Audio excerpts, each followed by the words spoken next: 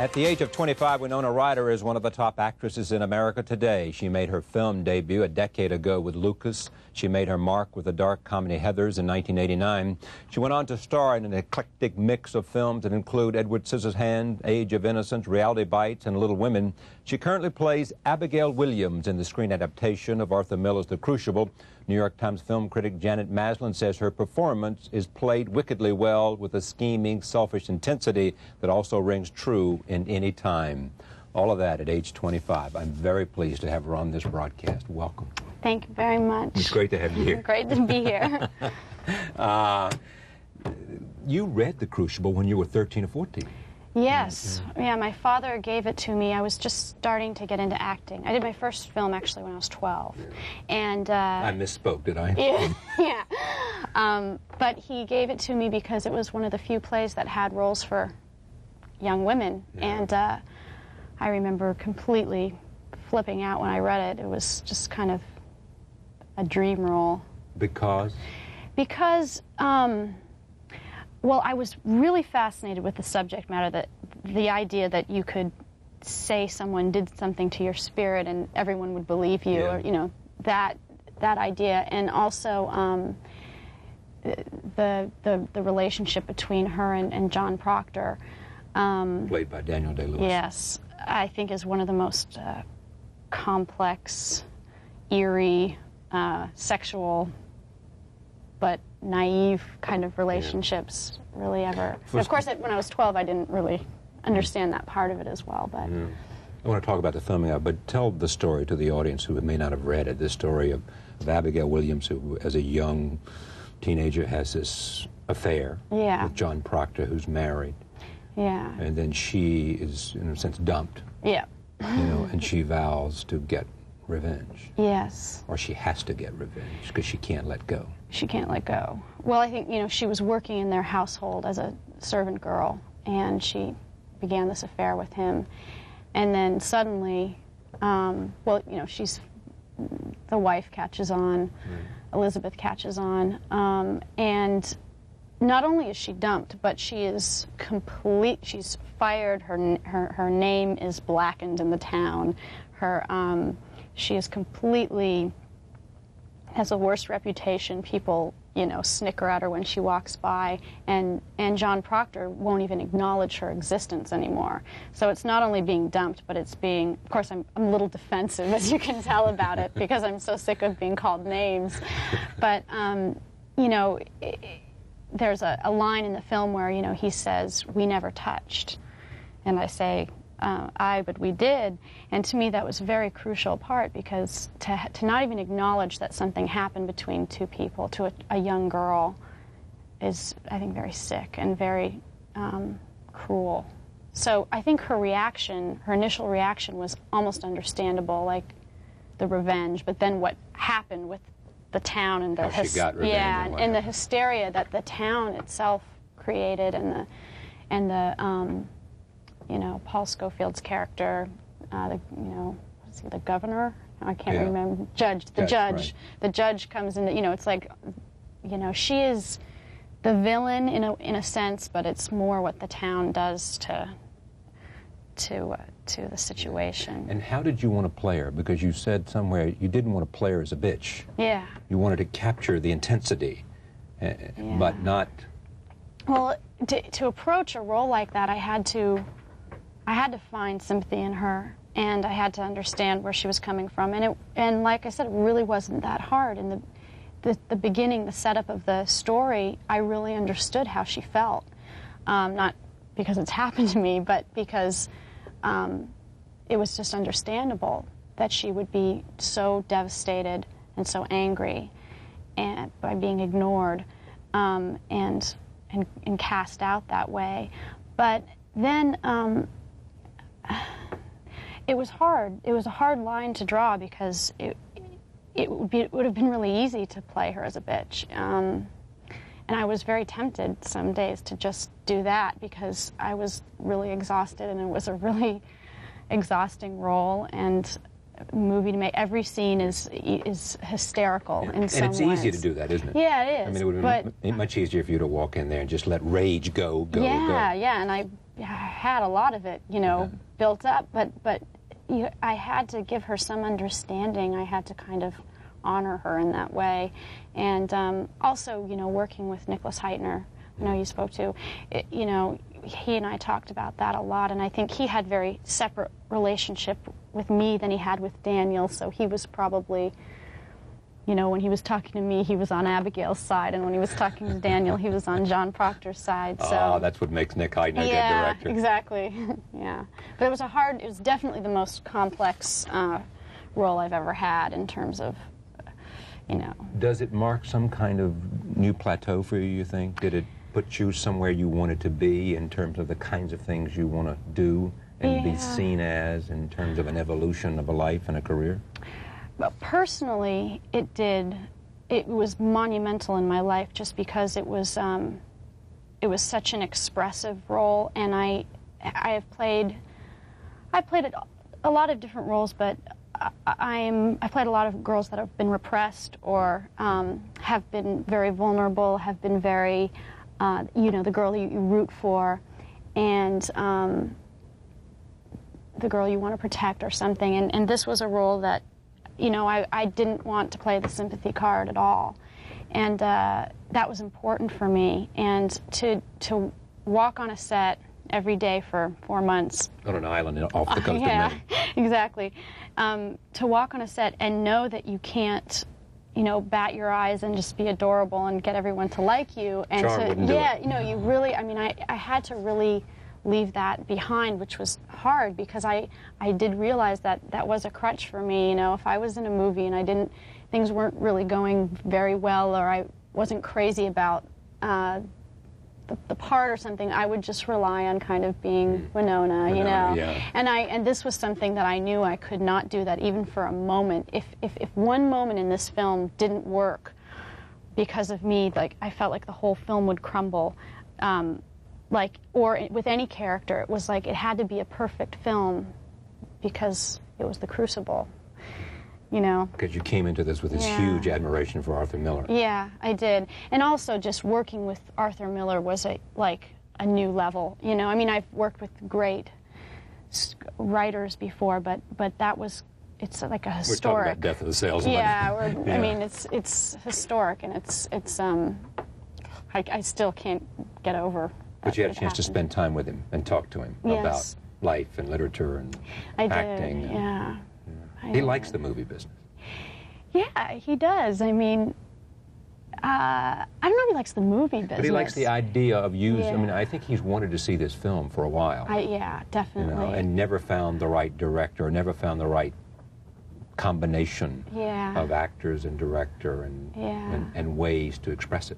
Exactly. I think he has kind of a strange love-hate relationship with the movies in a way, maybe, but with this particular, like, to see him on the set, just nodding, like, off the corner of your eye, you know, just sitting there with his arms crossed, kind of nodding as you're doing the scene, was like, I mean, I feel like I could die now. Yeah, and looking hugely intelligent. Yeah, I mean, I just... Casually intelligent. Yeah, God, his presence was just phenomenal. Here's a clip. I think this is the clip, the second clip that we're going to show, in which it happens early in the film, and this is where you're trying to convince John Proctor that he loves you.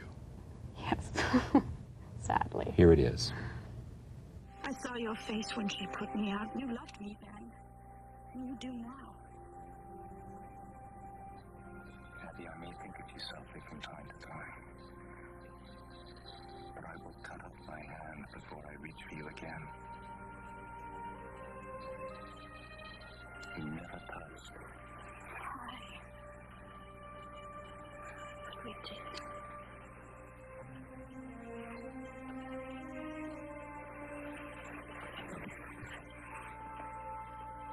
Oh, I marvel how a strong man may let such a sickly wife be. Blackening my name in the village, telling lies about me, to call old sniveling woman and you bend to her. You look for I women. look for John Proctor, who put knowledge in my heart. I knew what pretense Salem was. Christian women and their covenanted men. And all of them boiling in lust. And now you bid me go dead to all you taught me? I know you, John Proctor. You love me. Whatever sin it is, you love me yet. It's good. Yeah. Yeah. When you were making this film, did it feel good? I mean, was there a sense that it's working? Yes. I mean, you know, there was a sense that we were making something really special. I mean, in my opinion, a masterpiece. I've never really said that about a film that I've been in before. But every day, maybe with the exception of two or 3 days out of the whole schedule, I mean, I felt like we had done it. We had Reached places you hadn't gone before as an actor? Absolutely.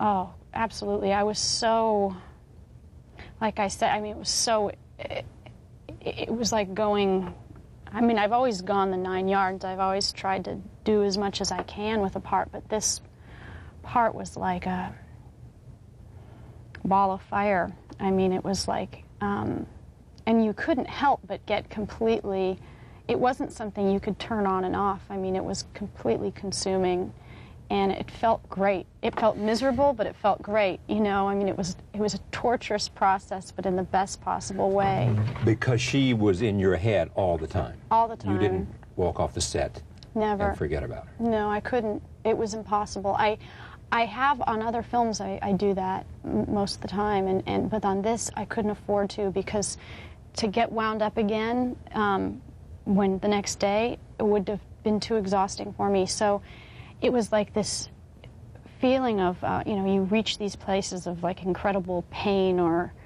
agony or frustration, but it feels good. It's like that picking at a scab or something, or it's that good kind of pain that you know you're doing something. Yeah. You know you're doing something right, because it hurts so good, I guess. And nothing you've ever done compares to this. No, I mean, I had on The Age of Innocence. It was such a different type of role, but I felt I'd had that feeling. I was really happy with what I was doing. It was the first time I think I felt proud of myself, but it was a different type of role. It's quite amazing how much experience you've had Yeah. in 12 years, 13 years. If your first film was at 12, you're now 25. Yeah. 13 years, and the people you've worked with.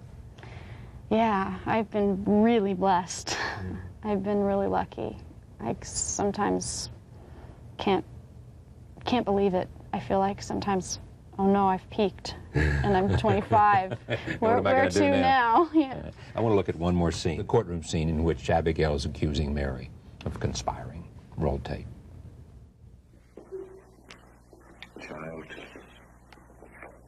I must ask you to save your heart. Is it possible the spirit you have seen may be illusion only? Some sort of... This is a base question. I only ask you to consider... What shall I consider? Have I seen my blood running out of my flesh, or have I not?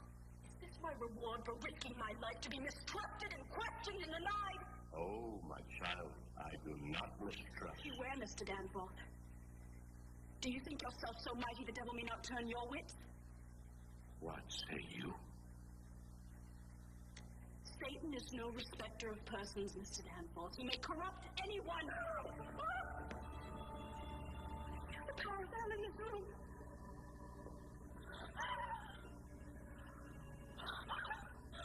Let me know.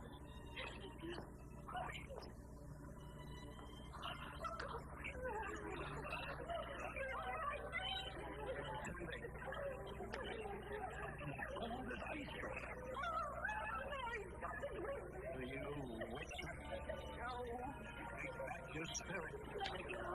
I can't do it. Take away the skeleton. You call heaven. This will not pass.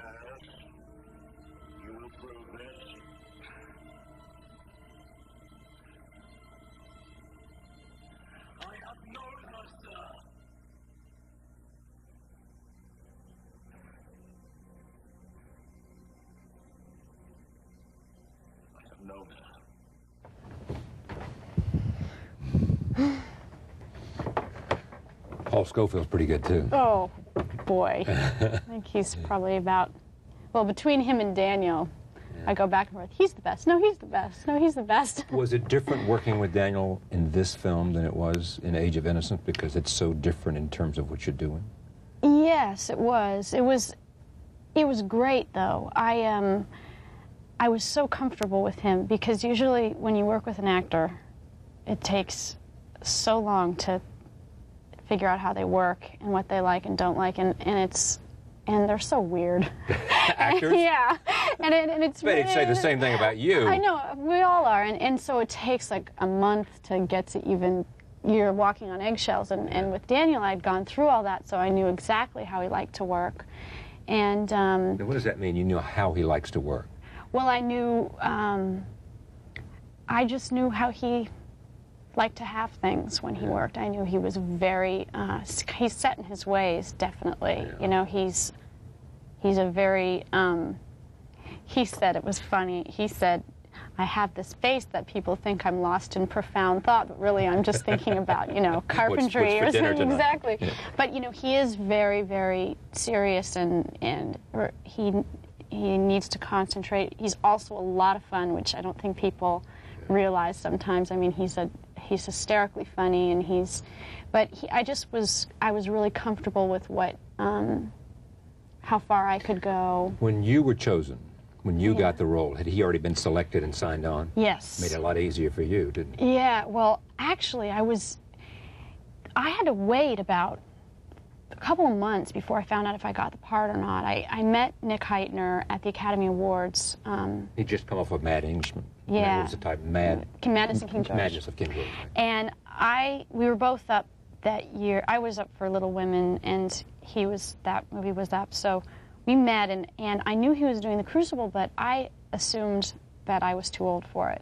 And it was the Academy Awards, so I looked like Joan Collins, and I was just completely decked out. And I had like a martini in one hand and a cigarette in the other. And I was like, oh, you're doing The Crucible, great.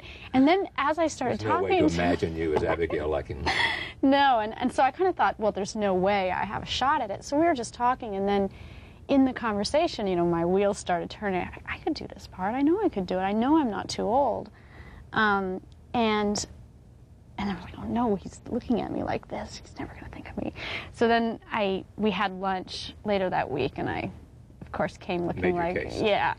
And you did everything you could to look young and to come in. Yeah, but and Daniel was signed on, but then he waited a few months before telling me I got the part, and during those 2 months, I remember thinking, you know, because I knew that the things I knew were that Arthur and Daniel had approval over who played Abigail.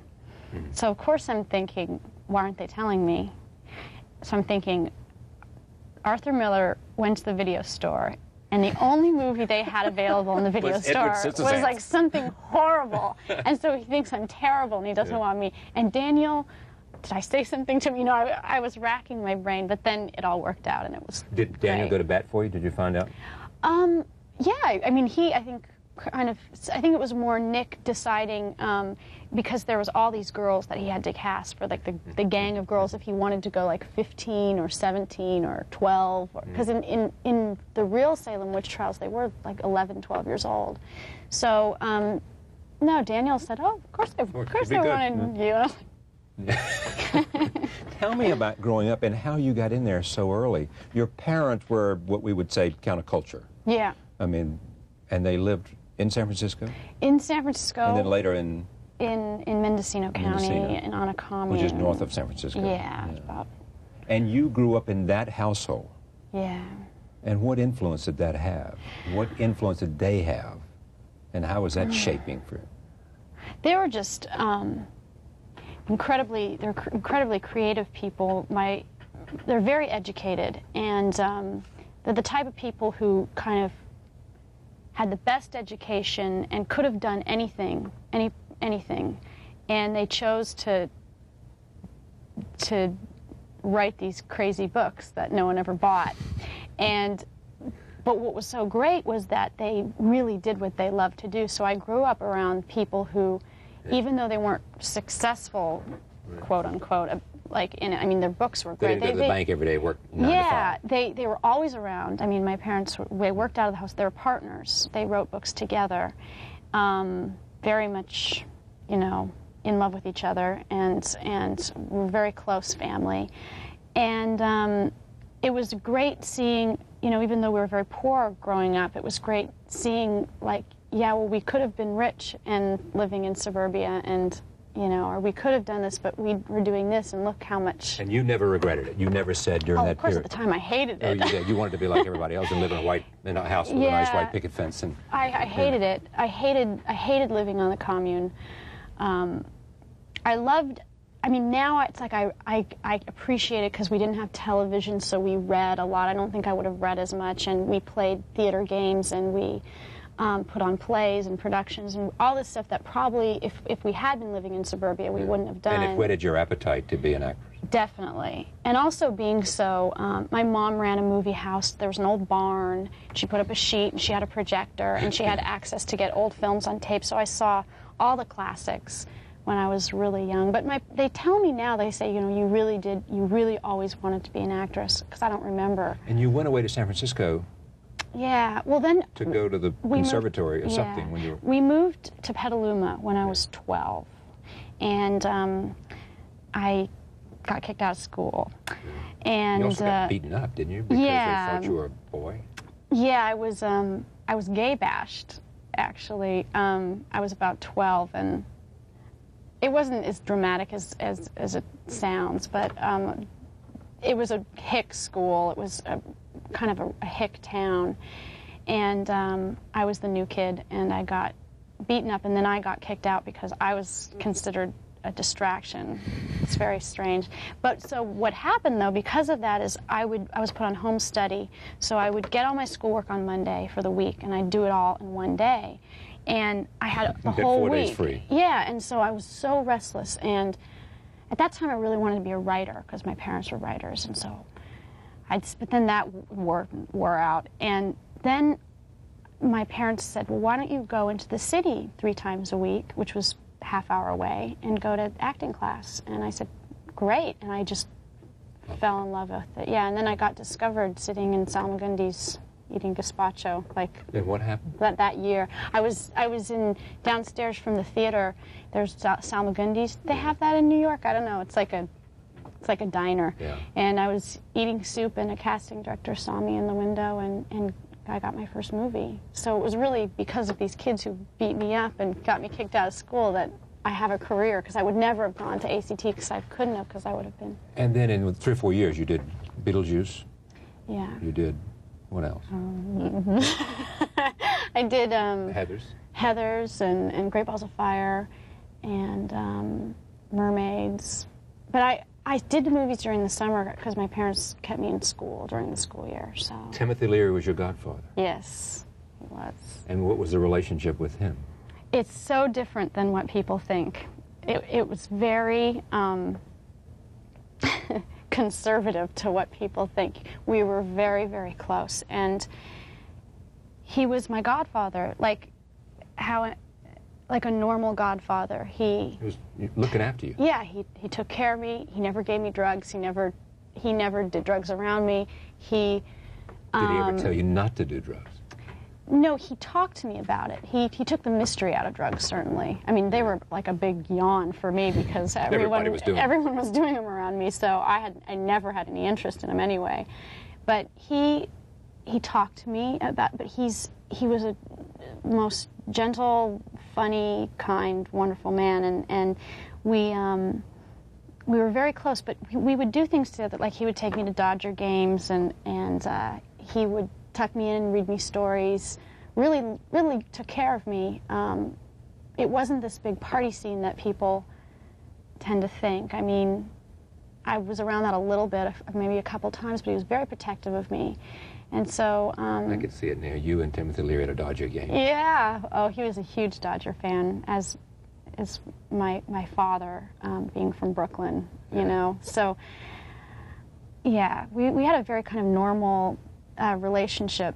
I say normal for lack of a better word. I don't really know. It was a wonderful relationship. But people always think, oh, you were probably high all the time. It was nothing like that. It wasn't a psychedelic experience for you? Never. I've never done it.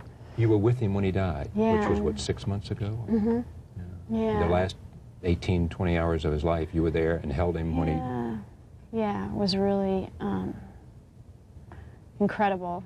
You never forget it, do you? No, I mean, it was...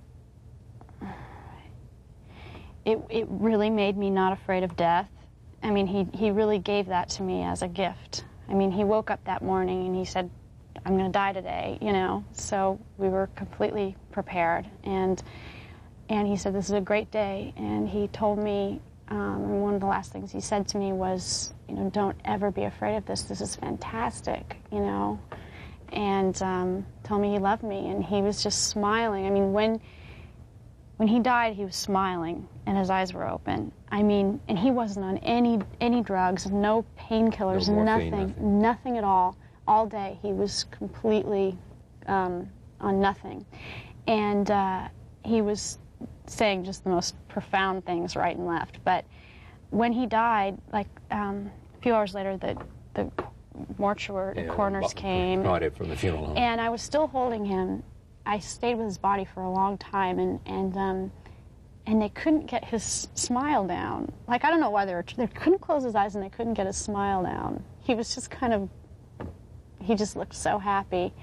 And, you know, it was a wonderful, it's probably the wrong word, but it was a wonderful experience in the sense that it just wasn't this, like, really scary hospital room with... And he wasn't in agony. He wasn't in agony. He was so happy, and he was like, this is... With people he loved. And he couldn't wait. I mean, a lot of people, I think, thought that was like his way of dealing with death, like he's afraid, so he's... But he really couldn't wait. I mean, he considered it a journey, and he was very excited about it. And, you know, I don't know, it was something that I'll always carry with me. And you say it well. It was his gift to you. Yeah, it really was. Yeah. After making those 3 films and getting all that attention, by the time you were 18, you were with Johnny Depp. Yeah. Oh, 17. 17. Yeah. Does he still have the tattoo, obviously? No, he's... What did it say? I'll always love Winona or something? No, it said Winona forever. Winona, okay. We're friends now, so it's okay to talk about it. It's okay to talk about it, and he's a wonderful guy. You were with him for 4 years. 4 years. Yeah. And the intensity, by that time you were Generation X's special couple. Means. Whatever that means. But Yeah. you were the special couple. Yeah, I guess. I mean, apparently we were, according to the magazines. Did it affect you? I mean, was it... Yeah, it was rough on us because there was so much attention being paid to our personal life. And your relationship. And I was so young. I mean, when I think of how young I was 18. When the age that most people start college. Yeah. And I was, you know, I mean... Already an accomplished actress. Yeah. You'd done things.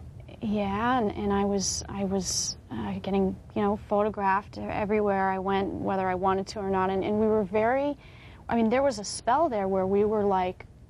It was very, I mean, I look at Brad and Gwyneth now, and I think, oh God, you know, it was They're very going through what I went through. Is that what you say? No, well, I don't compare their relationship to ours at all. I think, you know, they're getting married and stuff, but all that attention is really hard when you're that young. I mean, I was much younger than Gwyneth is now, but I was very young. I did not know how to deal with it. I remember one time just I would get very depressed about it, and about the relationship, about just the attention, and I felt like I didn't have an identity for those a couple of years there because I would just see myself in magazines and I would think that's what I am. I guess I'm Winona. I'm this. I'm that. I'm precocious. I'm Johnny Depp's girlfriend. I didn't know who I was, and I remember one night I was driving. There are little Winona wannabes everywhere. Oh, God.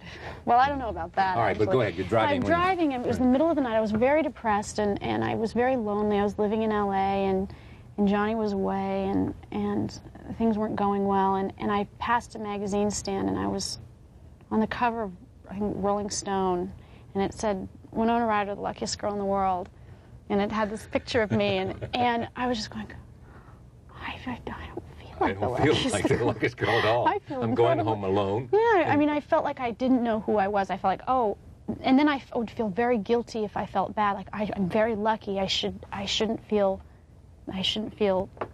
bad. I'm not allowed to feel bad. I'm very lucky. I'm very lucky. I'm very blessed. I'm very blessed. It was just like this mantra. Yet you're alone. I didn't let myself ever feel bad because I felt like I wasn't allowed to, and because I didn't have an identity. That's what happens to young actors. I worry so much today when I see actors starting so young, and I just know what they're in for. And what's the identity today? Someone who's a professional, who feels very good about her craft, who sees the kind of evolution and sees a direction and... Well, on my good days. Yeah, I mean, What's a bad day for you now? Well, I mean... You walk along Sunset Boulevard and you see a magazine stand, and there it says, Winona has it all, and you say, yeah? Sometimes. No. I mean, it's important today. I mean, I love what I've embraced and what I've learned is that I love what I do, and it's okay to love what you do if it's acting. I used to think my parents were very political, and I grew up around politics a lot, and I was always like acting was kind of vain and maybe a little shallow, and movie star was a very fluffy we don't take term. them seriously, yes. And so for years I was like, and your parents wrote books. Yeah, they wrote, but yeah, on top of everything else. And I was around writers all the time, so I always kind of felt like, ooh. And now I feel like I love acting, and acting can bring people joy just like reading a book can bring people joy. And I love doing other things besides acting, and I like my life, and I like what I do, and it's What's there not to like? Yeah, exactly. Well, there's a few things, but I feel like it's okay now to.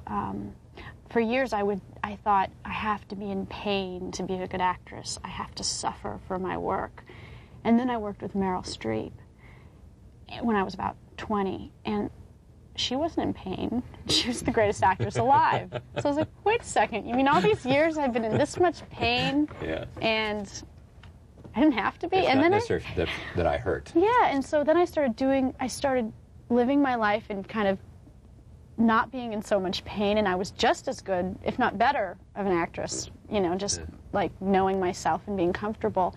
And when that revelation came, my whole life changed, you know. I didn't try to destroy myself all the time to do a scene well. What's the worst thing you would do when you would try to destroy yourself?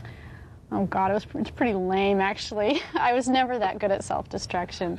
Biting your fingernails is one. I remember one time I tried to break an Evian bottle, and it wouldn't break in a rage. I mean, that was just something like I was trying to vent, and that's like how far it went for me. But I destroy myself. I mean, I would, you know, I wouldn't sleep, and I'd make things extra dramatic in my life, and, you know, just teenage, adolescent. Age of Innocence, Marty Scorsese. Yes. Did he make a difference? Huge difference, huge turning point in my life. In what way? I don't know, I felt like I kind of graduated when I did that movie. It was, you know, with one of the greatest directors of all time. It was one of my favorite. I was a huge Edith Wharton fanatic, and my parents actually wrote a book about her, so it was like a huge thing for my family. And a great part, and a part I felt like it was a huge challenge. It wasn't a little girl anymore, it wasn't a teenager anymore, it wasn't angst anymore. It was really complex, and it was probably one of the great roles I'll ever have. So just the whole experience, and then actually making the movie, the process, working with Scorsese, working with Daniel Day-Lewis and Michelle Pfeiffer was, I mean, I felt like I was, I don't know, I was really arriving. Yeah. Roll tape, Age of Innocence, here it is. I'd like to do some traveling.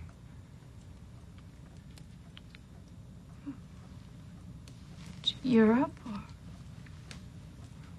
perhaps even farther. how far? I don't know. I thought India or Japan. As far as that.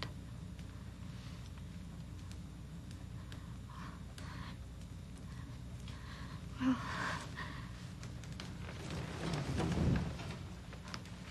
I'm afraid you can't, dear. Not unless you take me with you. That is, if the doctors will let me go, and I'm afraid they won't. Linda, I've been sure of something since this morning, and I've been longing to tell you.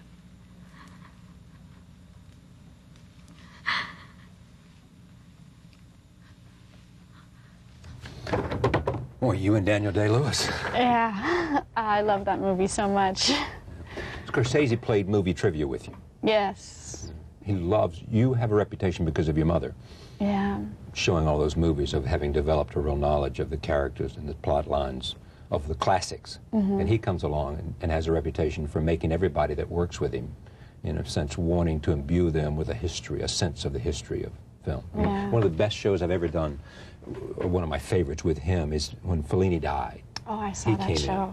And talked about Fellini. And to hear Scorsese talk about Fellini is to hear someone who just, you know, understands all there is to know. Yeah, about he's cinema. a master. I mean, there's no word to, there's no adjectives anymore to describe him and his talent. I mean, it's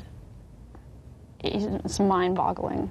Do you stay in touch with these people that you have this? Yeah, I'm lucky enough to be able to do that. One of my dearest friends is Jay Cox, who wrote Time magazine. Yeah, writer. and we developed a really great relationship on that, and we've stayed really close. And Scorsese and I mean, whenever I can see him and talk to him, I do. He's just someone that I cherish. I will cherish forever. Is Jay Cox still at Time? I know he wrote the screenplay for The Age of Innocence. No, he's not he at left. Time anymore. He's Probably left 5 years ago. Yeah, he's writing screenplays, and he's just brilliant. I mean, I love everything he writes. I want to be a boy so I can be in everything he writes. He wrote a great version of Joan of Arc that I really wanted to do at one point, but it didn't work out. He's brilliant. Little Women, something you very much wanted to do. Yeah. Yeah. Do you ever have to fight for these, or did they just come to you? I mean, have you somehow, because of your age and because of the people that are your age, you stand out, and because of the experience you've had, and because you've been doing it so long, I mean, they come to you more than you having, as so many people did. I mean, Kristen Scott Thomas said if she had not gotten the role of Catherine, she probably would have gone off and it would have had a terrible impact on her life. She wanted that role so badly and fought for it. I saw that show. I You know what I mean? all the time. Yes, I But do. it seems to have just not been as difficult for you. Yeah. That's true. It is true. I mean, the work itself has been as difficult as any work, but getting, for instance, with Little Women, apparently it was a very difficult movie to get made, and apparently my involvement helped, but I didn't know that. It wasn't bankable until you came along, they say. They say, I didn't know. All I know is that I read this wonderful script. I call Carol, who's my manager, and I say, I love this. I want to do this. And she says, great. And then we're making the movie. So all that's kept from me. Like, You know, are you sitting here saying that you're rather naive about the power that you have? I mean, the sense of who you have emerged to become as an actress? I think when I'm in the mood to be, you know, when I want to feel... When you're in the mood to be powerful or to want to use influence? I do. And I certainly, what's happening a lot now, I see, is that people are starting to, you know, I was always the kid. On all my movies, I was always the kid. And like, oh, Winona, that's so cute, she's got this idea. Or, oh, you know, and I worked with Denise DeNovi, who's a producer, did Heathers and Little Women and Edward Scissorhands, and she was the first person who started actually making me feel like my opinions and my ideas really mattered. And then later, as I worked with directors, and and I got a little bit older, and now I feel like my input really does matter, and I have no interest in directing. I think it would be the worst thing I could ever do. I couldn't imagine directing if my life depended on it. I mean, to me, it's like to have to think, to have to answer that many questions, and to have to think you of don't that want many the control. You don't want to make sure it's your picture. You don't want to make sure that your vision. No, you don't want to see the best of what you are end up in the film and not on the floor. I don't want to think about all those things. I don't want to think about location scouts, and I want someone else to do it. I love acting. Have you missed anything, because you've been working so hard since you were 12 or 13 or 14? And did you have any innocence that was never there for you because you've been out and about for a long time? No, because I stayed home. I lived with my parents until I was 18. I mean, I was seeing Johnny Depp when I was living with my parents, you know, in Petaluma. You know, I missed out on, I didn't go to my prom. I don't mean that. I mean just the whole sense of having a high school life and all of that. You don't care, and you don't think that was missing very much. I think that would have... You'd rather have had Johnny Depp. Yeah, I think so. But what's interesting about nowadays and being taken a little more seriously, or using my power, so to speak, is just that it's just the response that the same people that I may have had a meeting with 5 years ago, seeing the difference in their responses now. How is it? It's just very obvious. And it's great. It gives me a lot of tyrant there. It gives me a lot of glee to see them completely changing their tune. You know, I'm the same person. You mean they're leaning in to listen more now? Oh yeah, yeah. It's nice. I mean, of course. I mean, sometimes. But have you reached the point where you can carry a movie, you think? You tell me. I don't know. I mean, you know the business. I don't. I've always been paired with someone. Exactly. So I don't know. But is that something you'd like to do? I don't even think about it in that way. It's like if it's a great role, then... But you are at the point where you're optioning stuff that you want to do. Yes. You'll get somebody to direct it and somebody to produce it, but you I'll actually be involved in the production. Producing, but I won't do any of the dirty work. How about the casting? Like, I'm producing it so I can do stuff like casting and the fun stuff, but I'll let... Look around you and think about actors and actresses, especially actresses, that we know about. Whose career do you like, do you admire? Who's done what you'd like to do? Gosh, are alive? Yeah, well, either way. I don't know, I'm like... I mean, do you have a hero? A heroine? I have so many. I mean, everyone from Jenna Rollins to Barbara Stanwyck to Ida Lupino. Jenna Rollins was here the other night, too, and she was quite amazing. She's gorgeous. Yeah. To Meryl Streep, Judy Davis. There's just so many. But I don't want to be. It's like I used to want to be like Meryl Streep. I used to study those, but now it's like I want to be myself. You know, I want to... One of the things they say about you, all these articles that I've read, and all these magazines, and Vanity Fair, and Harper's Bazaar, and Vogue, and all those places that write about you, they say, and tell me if this is true, you are not obsessed about your career. You're enjoying it, but not obsessed by it. You think that's wrong? No, I mean, it's very important to me. The work is important. Being good is important. If my career wasn't going so well, I'd be obsessed. I'd be obsessed, definitely.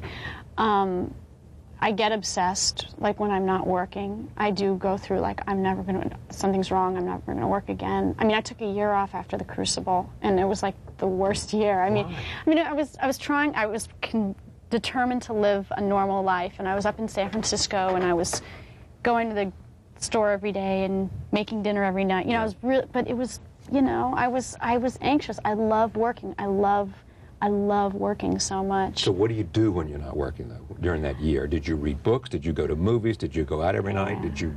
I read a lot. I go to a lot of movies. I see everything, good and bad. You know, there's a story of you watching movies all night on cable and calling your friends the next day and saying you got to see this and you got to watch this great performance. And very special relationship with Bob Dorian from AMC. I've never met him, but I feel like American movie. Yeah. What channel? I like when he talks. Is that it? American Movie Channel? Yeah. Classics. Yeah, American Movie Classics. Yeah. Right. When he talks, like I answer him, You know, like, oh, really, Bob? No, because I'm on. So tell me. Are you up late all night? Yeah, I'm a late night person. It runs my family. Insomnia. And sleep late in the morning? Yeah. Unfortunately, it does not go well with my work. You're next going to do Aliens Resurrected? Resurrection. Resurrection. The Resurrection, yeah. You know, why do you want to do that? Because I saw... One strong woman had a big influence on you. Yes. Is that it? Yes. When I was 10 years old, I saw Alien, and it changed my life. I'd never seen a woman heroine like that before, and I love science fiction. Nobody knows that about me. My brother runs a comic book store in San Francisco. Comic book store? Yeah, it's actually 2 now. Just got another one. He's soon to be a magnet. Like, I've always loved, like, Ray Bradbury and Isaac Asimov and all those. Yeah, and this was a great script. I loved the series. I loved the character Ripley. Of course, I'm not Ripley. I really wanted to work with Sigourney Weaver. Is Sigourney in this one? I assume she is. She is, of course. Without I'd never Sigourney, do it without her. No, I would Yeah. never do it without her. And this great director, it was like all these great things came together at once, and it's great. It's a lot of fun. Have you started filming already? Yeah, I've been there's a shooting story for that you about got. 8 weeks. You've been pumping iron for. Very exaggerated. You haven't, because you don't look like no, you're muscle bound there. No, I can't really. It's not in my... Muscles and you don't go well together? No, they don't. I trained for months before the shooting, but it was so not 6 hours a day. It was 30 minutes was about it. Like, you know, the least. Well, where did this story develop that it was six? I started it. I'm sure. Now, how do I know everything you've been telling me is true? No, it was like one of those things where people, oh God, it's like 6 hours a day. You know, one of those exaggerated numbers, and then suddenly it was in the papers, and I didn't really. It sounded so good, you know. I sounded so disciplined. I just didn't deny it. Have you missed parts that you wanted? One part I didn't get that I wanted was the Hudsucker Proxy. Went to Jennifer Jason. Did you want to? Jennifer Jason Leigh got the part. Yeah. It was the Coen brothers who I worship, and I was up for it. I read a bunch of times and got close, I think, but I didn't get the part. That was the one, like, huge devastation. Big downer, wasn't it? Yeah, I also read for Fearless, for the part that Rosie Perez played, and I screen tested for that, and I didn't get that, and I really wanted to. And when you do don't that. get a part, what's it like for you that you want?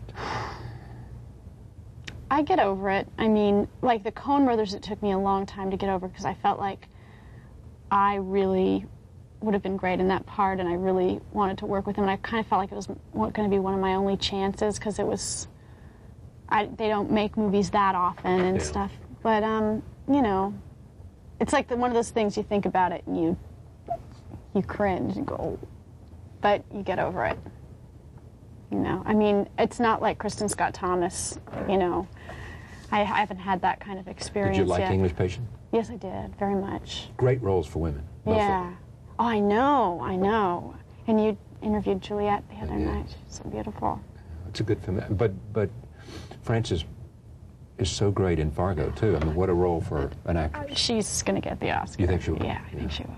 Well, God, I mean, I love Brenda Bluff, and I love Kristen Scott. I love all the women this year. It's like, but there's something about, I love that movie, and she's just brilliant in it. My mom's from Minnesota, so she talks like that. Yeah, she talks like that. Yeah. So it's, I don't know. I think she will. What do you think? I think she will, too. Yeah. My guess is that's one of the ways that I think English Patient will probably win the Oscar, and I hope it does. But I think that Fargo, they'll pay a lot of tribute to Fargo, especially by that way. I mean, if that's the way they work. I have no idea how they work. But that's me the way. neither. You know, I'm just surprised by those people that didn't make the DGA nomination list for directors. I mean, there were a couple of people that didn't get nominated. I think, I may be wrong about this, but I mean, there were a couple of, I don't want to say this because I'm not sure, but if someone like Milos didn't get nominated for the DGA. I mean, that just neither seems, did Nick. And Nick Heitner didn't either. Which I thought he would. You know. He should have. He's a terrific director to work with. And he because he comes from the stage to film. He is just, I mean, I know you've spoken to him, but he he was an actor once. He claims he wasn't a very good actor, but he was an actor, so he knows how to wind you up. And he starts, like, when he starts to perform with you, and so before you know it, and then the cameras are rolling, and he's amazing. He's definitely, him and Scorsese are my favorites of all time. All time? Yes. Yeah. I would work with, if someone said you could only work with Nick Eichner for the rest of your life, I'd be happy. Yeah. Or alternating occasionally with Scorsese. That'd be nice too. And the Coen brothers. Is there a man in your life now? No. No? No. No. It's my brothers. My brother lives with me. No, I'm just spending time with myself. But you're happy. I'm very happy. You're comfortable with where you are. I work so much. I'm really, really close with my ex-boyfriend, Dave Perner. Right. I mean, we're like soulmates, best friends. But but it's good. It's just not. You can do that. You can go back and have a good friendship, even when you were once lovers. And yeah, I've only had 2 real boyfriends in my life, and I'm friends with both of them. So I'm very lucky. I mean, it took a while, but I'm lucky. It took a while for you, or it took a while for them, or just took a while to work out a relationship? It took a while, certainly with Johnny, I think. First love takes a while to get over. But then, you know, it's great to be friends with people you were with. You think Johnny is misunderstood at all? Or is pretty much what you see is what you get? Probably. I mean, he's such a nice guy, and I mean, certainly some of the things I hear about him I know aren't true. You know, some of the rumors and all the bad boy stuff. I mean, he's not a bad boy. He's a good boy. He doesn't tear up rooms and do stuff like that. Oh, I'm sure he does, but you know, it's not. I don't know. He doesn't. He never causes any real damage. You know. Yeah. He's a really wonderful guy. Have you escaped drugs and all of that in terms of? Yeah, growing up the way I grew up, I had no interest. Because they were everywhere. They were everywhere. And me, I have 2 brothers and a sister, and we just, none of us ever. And never? Ever. It's like so boring. Well, it was like on the commune. And it wasn't it was not verboten for you? No. I mean, there was never hard drugs around. I could never take... There was grass and... Yeah.